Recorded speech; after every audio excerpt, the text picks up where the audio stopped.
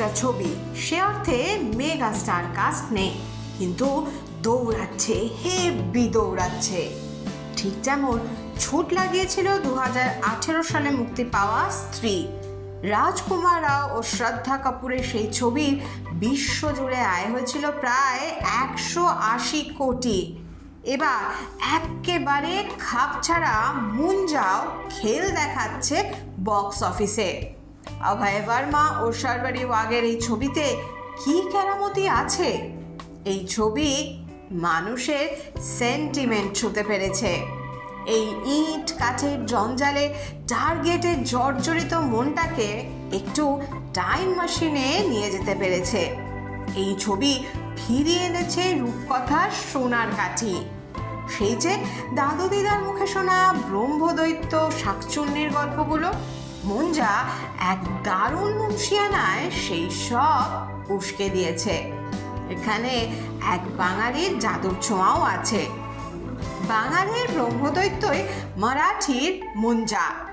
লোককথায় নানা গল্পের চল আছে, আছে মুঞ্জার মেজাজের কথাও। আর এই সব নিয়েই আদিত্য সরপোদ্দার বানিয়ে ফেলেছেন মুঞ্জা। প্রথম সপ্তাহে এই ছবির বক্স অফিস আয় ছিল 35 কোটি টাকা, দ্বিতীয় সপ্তাহে 32 কোটি 65 লাখের আয়, তৃতীয় ও চতুর্থ সপ্তাহে যথাক্রমে 22 কোটি 95 লাখ এবং 6 কোটি 1 লাখের আয়। পঞ্চম সপ্তাহে কালকির সঙ্গে পাল্লা দিয়েও পকেটে ঢোকে 2 কোটি টাকা। ম্যাজক ফিল্ম জানিয়েছে ইতিমধ্যেই দেশের বক্স অফিসে 100 কোটি 45 লাখের টার্গেট পেরিয়ে গিয়েছে মুঞ্জা। একদিকে যখন হেভি স্টার কাস্টের ছবি মুখ থুবড়ে পড়ে, তখনই এক দারুণ স্ট্র্যাটেজি ভেলকি দেখায়। মাটির কাছে, মানুষের কাছে থাকলে যে দর্শকের মনের কাছে পৌঁছানো যায়, এটাই দেখালো মুঞ্জা। এক্ষেত্রে প্রযোজক দীনেশ বিজনকেও অনেকটাই কৃতিত্ব দিতে হয়। এই যে হরর কমেডি ইউনিভার্স তিনি শুরু করেছেন, তার দরুনই তো এমন স্বাদ বদল দর্শকের।